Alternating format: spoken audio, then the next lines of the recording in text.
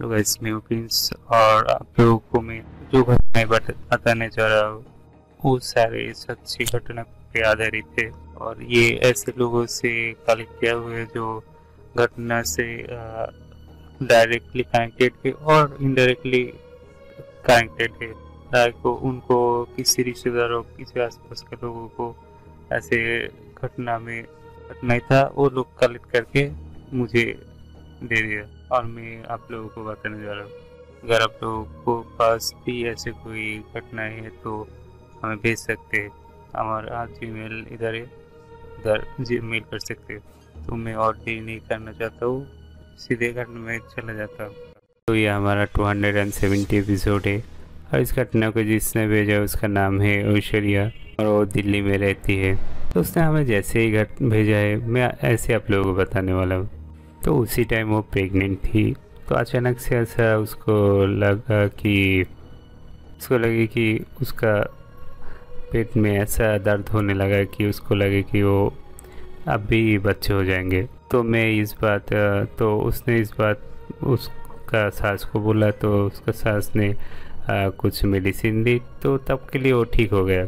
तो मेरा सास तो मतलब उसका सास ने जब चावल पका रही थी तब अचानक से ऐसा लगा कि अब सारे चावल जैसे कुछ जल रहा है। तो मेरा सामने ही सारे मेन लाइन से शुरू कर इलेक्ट्रिसिटी लाइन में पूरे आग लग गए। तो उस वक्त मैंने सोचा था शायद ये जो इलेक्ट्रिसिटी के लाइन थे वो पुराना होगा, इस बात के लिए ये सारे जल गए। तो तब भी मेरा पेट में फिर से दर्द होने लगा। तो मैंने हॉस्पिटल में मुझे भर्ती करवाया गया और देखा कि सारे टेस्ट करने के बाद कुछ मिला नहीं। तो मैंने पूछा कि डॉक्टर क्या मैं पूछ सकता हूँ कि मतलब मेरा पेट में वो बेबी लड़का है या लड़की। तो मैंने पूछा था कि क्या डॉक्टर आप श्योर है कि ये लड़का है, क्योंकि डॉक्टर ने बताया था कि लड़का है। तो मैं जब थोड़ा सा हैरान हो गया तो डॉक्टर ने पूछा क्यों, कोई प्रॉब्लम है। तो मेरा जो साथ मेरा बहन आई हुई थी तो उसने बोला कि उसका जो घर पे कोई लड़का नहीं होता, हमेशा लड़की होता है, मतलब मेरा हस्बैंड का फैमिली में। तो जब ये बात सारे घर में फैल गई, सारे घर पे खुशियों का माहौल छा गए। तब तक हमें पता नहीं चला कि आखिर क्या हो रहा था इधर। तो जब घर पे कुछ देर के बाद मैंने नहा धोकर खा के सो गया और थोड़ा सा रेस्ट लेने के लिए, लेकिन रात होते ही मेरा पेट में फिर से वही दर्द होने लगा। मुझे फिर से हॉस्पिटल में भर्ती करवाया गया, मुझे कुछ इंजेक्शन वगैरह दिया और सुबह होते ही मैं ठीक हो गया। वो हमें शक हो रहा था, इसीलिए एक बाबा के पास भी गया, उसने कुछ दवा वगैरह दी। तो ऐसे ही चलते रहा। तो धीरे धीरे से मेरा हालत बुरी होने लगी। डॉक्टर कुछ पकड़ नहीं पा रहे थे, लेकिन पता नहीं मेरा क्या हो रहा था, मैं कुछ ठीक से खा नहीं पा रहा था। तो ऐसे चलते रहा। मेरा मॉम भी मेरे पास आ गई थी, क्योंकि मेरा सास के घर से मेरा जो हम पापा का घर था वो थोड़ा पास में ही थे, कुछ ही घंटे का दूर। तो मेरा मॉम भी आई हुई थी। तो ऐसे ही चलते रहा और एक दिन हालत बहुत ज़्यादा बिगड़ी तो मुझे हॉस्पिटल में फिर से लाया गया। तो डॉक्टर ने मुझे देखकर बहुत ज़्यादा घबरा गया था, क्योंकि मेरा प्रेशर बहुत ज़्यादा था। सॉरी करना चाहूँगा इस स्टोरी के बीच में ब्रेक करने के लिए। अगर आप लोग मेरा चैनल पे पहली बार आए हो तो सब्सक्राइब करके बेल आइकन प्रेस करके ऑल पे कर देना, ताकि आपको कोई भी स्टोरी मिस ना हो, मतलब कोई भी कहानी मिस ना हो पाए। जब भी मैं डाल दूंगा मेरा जो कहानी है तब भी आपके पास पहुंच जाएंगे। और आप लोग अगर सब्सक्राइब करते हो तो मुझे मोटिवेशन मिलते है इसी तरीके के कंटेंट और देने के लिए। और लाइक कर देना, ताकि अगर आप लोग ज़्यादा से ज़्यादा लाइक किए तो ये ज़्यादा से ज़्यादा लोग तक प्रमोट हो जाएंगे, मतलब चला जाएंगे। और आपका पसंद का लोगों से ये शेयर करना भी मत भूलना। तो चलते हैं अपने कहानी पे। और उस वक्त 7वां महीना चल रहा था, इसलिए मुझे हॉस्पिटल में फिर से एडमिट करवाया गया। तो रात को मैं ठीक से सो नहीं पाई थी, क्योंकि ऐसा हो रहा था कि उधर जो गायनी वार्ड में भर्ती करवाया गया था बच्चे का, रात को बहुत ज़्यादा रोते थे, तो इसी वजह से मैं सो नहीं पाई। तो मैं मेरा मॉम पे बहुत ज़्यादा भड़क गई थी कि मुझे इधर क्यों भर्ती करवाया गया, मैं घर पे रहती तो इससे ज़्यादा अच्छा होती। सारा रात मैं ऐसे ही करती रही और सो नहीं पाई। तो अगले ही दिन डॉक्टर ने मुझे जब फिर से देखा, वो लोग बहुत ज़्यादा चौंक गए, क्योंकि मेरा प्रेशर बहुत ज़्यादा थे। वो लोग तब भी कुछ घंटे में ही ऑपरेशन करना चाहते थे, क्योंकि वो कंडीशन बहुत क्रिटिकल थे। 2 बैग का मतलब ब्लड का भी इंतज़ार करना था, क्योंकि सीजर होने वाले थे। तो जल्दी से जल्दी मुझे सीजर करवाया गया। और डॉक्टर ने पहले जब देखा था कि कहा 50-50 चांस है, या शायद मॉम को बचा सकते या फिर बच्चे को, लेकिन ऑपरेशन करने के बाद हम दोनों ही बच गए। तो मेरा बच्चे अच्छे देखने में अच्छे थे, जो जब पैदा हुए थे तब गोरे थे, लेकिन धीरे धीरे से काले पड़ने लगे। पहले उसका मुंह काले पड़ गए, उसके बाद हाथ। तो मैं ये देख के बहुत ज़्यादा डर गई थी और हॉस्पिटल में ले गई। और जाके पता चला कि मेरा बेबी को निमोनिया हो गया था। 15 दिन का बेबी था, उसको निमोनिया हो गया था। मैं उसको, और मेरे पास कोई चारा नहीं थी, तो उसको हॉस्पिटल में भर्ती करवाया गया। तो उसी का 30 से 40 दिन बाद मैं उसको, जब ठीक हो गए, उसको घर पे लेके आ गई थी। तब से घटना शुरू होने लगी। तो अचानक से एक दिन मुझे रात को सपना आया कि मैंने देखा एक पता नहीं सफ़ेद सा कुछ शायद की तरह कुछ, जिसका कोई सेट नहीं थे। वो धीरे धीरे से मेरा जो पलंग थे उसका नीचे आ गए।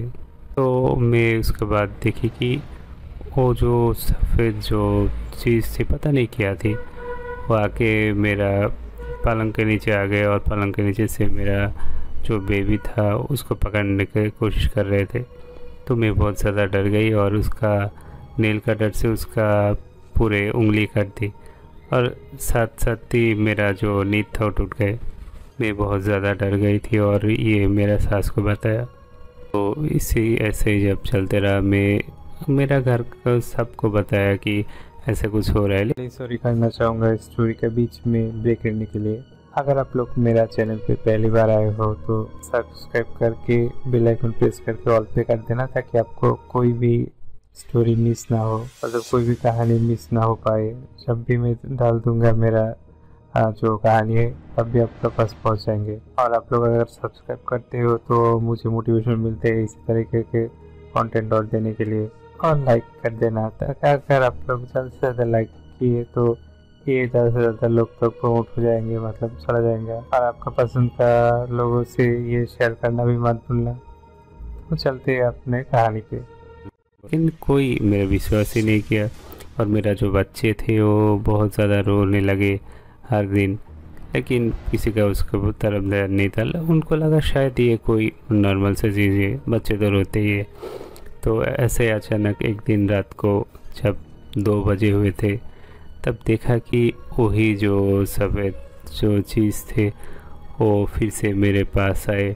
और उस दिन पता नहीं मैं हिल नहीं पा रही थी, और वो चीज़ मेरा जब आया मेरा पलंग के पास और मेरे ऊपर से जाने लगे, तो मेरा पैर का ऊपर उसका पैर पड़ा। मुझे ऐसा लगा कि ये कोई घोड़े का पैर जैसे कुछ मेरा पैर के ऊपर पड़ा। तो मैं बहुत ज़्यादा ज़ोर से चीखने लगी। तो मैं रात को और सो नहीं पाई थी, बहुत ज़्यादा डर गई थी। और सुबह होते ही मैं मेरा मॉम को फ़ोन किया, मेरा हस्बैंड था बाहर, उसको भी कॉल किया। तो मेरा हस्बैंड ने बोला कि मेरा मॉम के घर चले जाने के लिए। तो मैं उधर चली गई, और जाने के बाद उधर एक कोई जो बाबा होते उनको दिखाया, उसने कुछ दवा वगैरह दी। तो अब मेरा बच्चे से जब सब कुछ ठीक हो गया तो मैं घर पे लौट आई। लौट आने के बाद मुझे सब कुछ पता चला। मेरा जो ससुर थे उसने बोला कि मतलब मेरा ससुर का जो ससुर थे तो उसने ससुर नहीं मतलब उसका जो दादा परदादाजी थे वो वहाँ का जमींदार थे। तो अचानक से बहुत ज़्यादा अंदर होने की वजह से आसपास जो गाँव वाले थे बहुत शिकायतें लेके आ गए मेरा उसका पास, क्योंकि वो ज़मींदार थे। तो उसने क्या किया, सारे जो बंदर थे उस सबको एक एक करके गोली करके मार दिया। लेकिन लास्ट में जो बंदर थे उसने बहुत ज़्यादा गिड़गिड़ाए थे और हाथ जोड़ के माफ़ी भी मांगी ताकि उसके ना मारा जाए। लेकिन उसका मतलब मेरा ससुर का जो परदादाजी थे उसने वो बात नहीं मानी और उसको वही हालत में उसको गोली मार दी, वही हाथ जोड़ते हुए। तो इसी वजह से उस बंदर का जो सांप थे उसकी वजह से उनका सारे ज़मींदारी ख़त्म हो गए, सब कुछ ख़त्म हो गए। और वो जो सांप थे वो उसका पीढ़ी से पीढ़ी तक चलने लगे। तो मैं भी बहुत ज़्यादा मुझे बुरा लगा और मैं इसी वजह से अपने मायके चले आई थी और सास के घर पे सास ससुर के साथ उतना ज़्यादा रहती नहीं थी इसके बाद से।